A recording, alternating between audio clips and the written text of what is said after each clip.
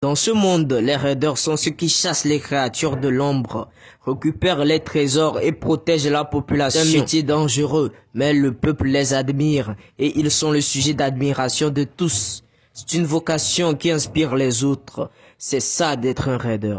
Mais saviez-vous que le cœur d'un raider bat plus vite quand il est au bord de la mort? Tout commence dans un fast-food où on rencontre notre protagoniste Jae-yoon.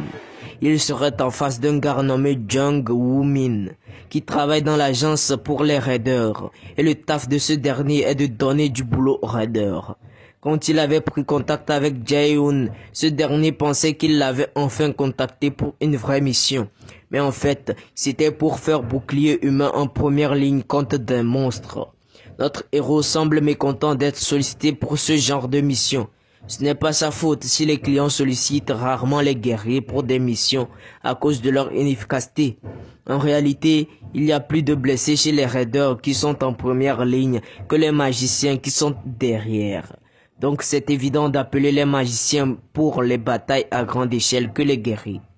Jae-yoon regrette aujourd'hui d'avoir choisi d'être un raider guerrier, car il y a environ 11 ans, il avait réussi les tests d'aptitude avec brio, et son taux d'aptitude à la magie était à 97%, contrairement à la meilleure magicienne qui n'a que 92% d'aptitude actuellement. En comparaison, son taux d'aptitude au guerrier était de 34%, mais il s'est forcé à suivre cette voie. Car à ce moment-là, la magie était considérée comme une classe minable. Il était faible et minable, mais aujourd'hui c'est l'inverse. Notre héros, plein de regrets, se posait bon nombre de questions. Avant tout, les magiciens étaient envieux des guerriers, mais maintenant ce n'est plus le cas. Et il n'est plus qu'un simple guerrier de rang D, donc il décide d'accepter la mission. Il savait qu'il n'avait pas le choix depuis le début. Le lendemain, devant un portail magique, on aperçoit Jae-yoon, quelque part debout sous un arbre. Woo-min ne l'avait plus fait signe. Notre héros semble bien embarrassé. Mais en même temps, il devrait s'occuper d'autres raiders plus talentueux que lui. En effet, il n'est qu'un guerrier de rang D. Mais ce Woo-min est un magicien de rang A et n'a rien à faire pour travailler dans cette agence. Et il aurait pu rejoindre n'importe quelle guilde sans problème, mais il préfère travailler pour cette agence. Si Jae-yoon avait eu sa chance, ça fait longtemps qu'il aurait eu une vie différente. Un homme interrompt sa longue réflexion en l'appelant. Il s'agit de Myung-go, une vieille connaissance. Après avoir longuement papoté, il restait plus que 30 minutes avant l'entrée. Donc tout le monde a commencé à s'apprêter. L'atmosphère avait changé. Jae-yoon soupire en regardant son téléphone. Alors qu'il rêvassait, son ami l'interrompt à nouveau et l'on aperçoit une photo sur son téléphone portable. Enfin bref, c'était le moment de partir. Une fois dans le donjon, la troupe est accueillie par une horde de morts vivants. Après avoir beaucoup galéré, ils réussissent à triompher grâce aux magiciens. Après cela, ils prennent une pause. Jae-yoon se met à discuter avec Myung-go, qui lui demande peu après s'il a pu choper des items. Il répond qu'il ne sait pas et qu'il va vérifier. Il ouvre son inventaire et il eut comme un choc au crâne. Et là, un message lui annonce que le système Ezreal est tombé en panne. Il ne comprend pas.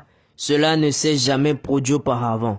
Une voix lui dit de suivre la lumière, et à ce moment il s'aperçoit qu'une lumière qui semble se déplacer l'appelle. Il se lève d'un air étrange et suit la lumière, qui l'amène au plus profond de la grotte. Il ne peut toujours pas accéder à ses fonctionnalités à cause de la panne.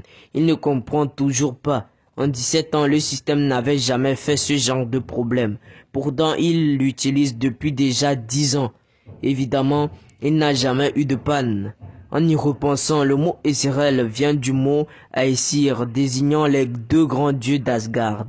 Et Ezreal représentait la dernière chance de l'humanité quand il n'y avait plus aucun espoir. Si on remonte 20 ans en arrière, l'année 2011 a été une année catastrophique. Un arbre immense dont la hauteur reste inconnue a poussé au milieu de l'océan et son feuillage s'est développé en une matinée. Et en seulement quelques jours, l'arbre était déjà très immense. Certains l'appelaient l'arbre de l'Apocalypse et d'autres le contraire. Mais son vrai nom était Yggdrasil. Puis au dernier jour de sa croissance, des monstres sont apparus. partout. La moitié de la race humaine fut éradiquée et l'autre moitié morte de faim et de maladie. Et à cette époque où tout le monde était désespéré, une lueur d'espoir apparut. Il s'agit du premier homme éveillé. Les éveillés, des hommes au pouvoir surhumain. Et parmi eux se trouvent les raideurs qui chassent les monstres. Le système Ezreal semble être l'arme la plus puissante des éveillés. Mais il se trouve que cela change. Enfin arrivé devant une porte, notre héros semble content. Il paraît que c'est une porte du trésor qui donne sur une chambre remplie de richesses. En général, c'est là qu'on retrouve des items de folie. Junyoon est vraiment très excité à l'idée de trouver des items très rares et chers. Et dès qu'il ouvre la porte, on perçoit tout de suite un magnifique espace. Et plus précisément au centre se trouve un objet. Dès qu'il le touche, le système semble se restaurer. Et il obtient un nouvel objet d'armement. Il consulte l'objet d'armement et apparemment, c'est l'œil perdu d'Odin, qui est un item mythique unique. Lumière à l'aveugle. Et là, une compétence est activée. Il s'agit du calcul absolu qui n'a pas de rond. Junyoon est fou de joie à l'idée d'avoir un item mythique. Enfin bref, il compte le vendre pour enfin arrêter sa vie de merde. Mais avant ça, il voudrait tester l'œil. Mais le système l'informe que l'item sera lié à lui s'il l'utilise pour la première fois. Il annule l'utilisation. Il n'a aucun intérêt à se l'approprier. Bon, il ne doit plus perdre de temps et retourner au camp. Au même moment, Myung-go essaie de calmer les magiciens de son retard, mais il arrive à temps et s'excuse. Ouf, il a eu du mal à s'en sortir. S'il avait dit qu'il avait trouvé un item mythique ici, il signerait son arrêt de mort. Rien ne presse, il ferait mieux de terminer sa quête avant de vendre son objet. Pendant qu'ils sont en route pour reprendre la quête, le ciel s'effondre sur eux, mais il le réussit à exciver de peu. Une fumée violacée semble les empoisonner. Notre protagoniste se couvre vite le nez. Il risque d'y passer s'il continue à respirer ce gaz. Il doit vite trouver la sortie. Avant même que Junyoon puisse interpeller les autres, Myung-go se fait poignarder. À cet instant, tout ce que Junyoon pensait était la fuite. Ça ne faisait aucun doute. Tous ces événements étaient liés. Selon lui, ce serait un assassinat prémédité. Il ne peut pas se permettre la mort, or qu'il vient juste de trouver un objet mythique unique. À ce moment, il se fait attaquer par une sorte de chaîne magique qu'il esquive avec difficulté. On peut bien voir un homme en pull derrière lui. C'est Jung Woo-min qui l'avait attaqué. Alors c'était lui qui avait organisé tout cela? Eh bien oui. Mais pourquoi? Parce qu'il avait été engagé pour cela. Apparemment, beaucoup de gens détestent la fameuse guilde pour laquelle notre héros bosse actuellement. Les tueurs à gages des donjons. C'est comme ça qu'on appelait ces personnes qui profitaient des donjons pour commettre des crimes et ne seront même pas jugés. Est-ce qu'il pourra battre Woo-min? Non, impossible. Il est vraiment très puissant, contrairement à lui. Junyoon décide de ne pas tenter l'impossible et propose un marché à Woo-min, mais celui-ci refuse en l'envoyant une attaque mortelle. Mais encore une fois, il esquive de justesse. En réalité, sa cible n'était pas seulement la guilde météorite, mais aussi notre protagoniste. Les attaques s'enchaînent. Alors qu'il a acculé, il se demande qui pourrait bien vouloir sa mort. C'est à ce moment qu'il comprit. C'était son père qui avait engagé Woo-min. En effet, c'était lui. Junyoon a une question. Est-ce qu'il y a 5 ans, son père l'avait engagé pour un travail similaire? Il s'avère qu'il a tout juste. À ce moment-là, le monde de notre protagoniste s'était écroulé. Son père qui avait tué sa mère il y a 5 ans revient pour le tuer à son tour. Woo-min était sur le point de l'exécuter quand un pouvoir étrange s'active de Junyoon et une quantité importante de mana jaillit de tout son corps. Woo-min, très étonné, s'empresse de le tuer, mais avant de le toucher, la flèche se brise. L'œil d'Odin s'est activé et désormais lié à l'utilisateur. Woo-min n'en revenait pas. Junyoon venait d'éveiller ses capacités magiques et prépare une puissante attaque. Woo-min ne comprend toujours pas comment il peut maîtriser une magie si avancée. Junyoon envoie l'attaque, ce que ce dernier esquive difficilement avant de riposter.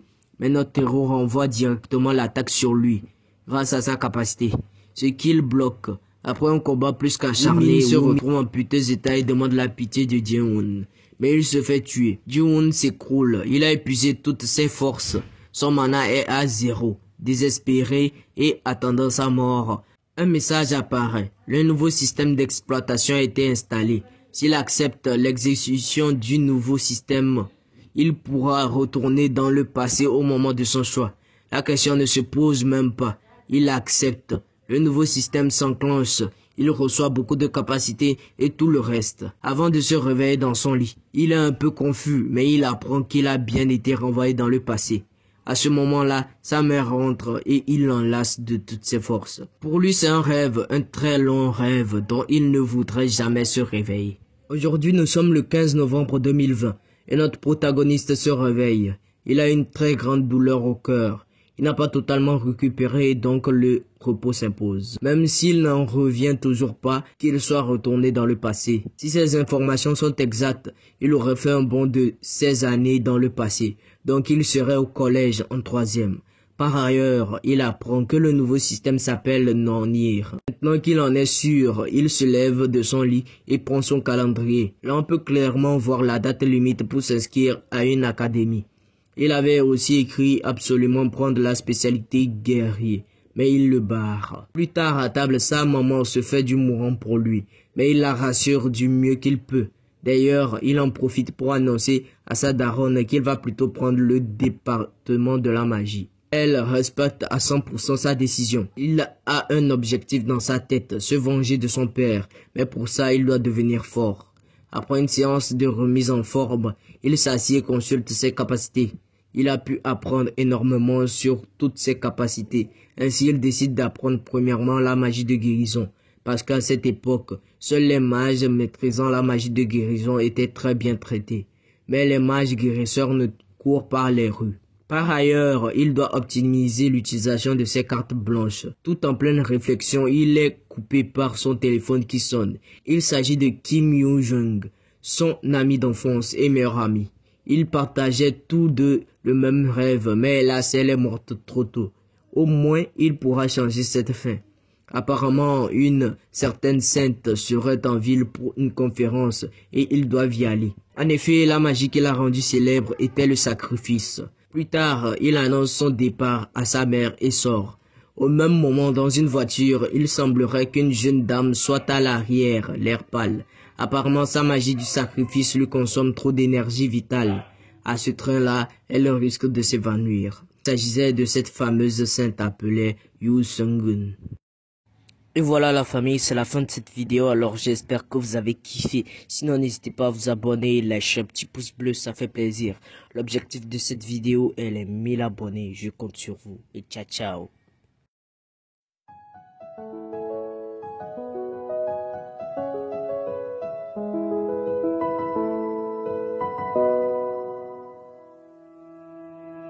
曖昧な言葉なんかじゃない一つ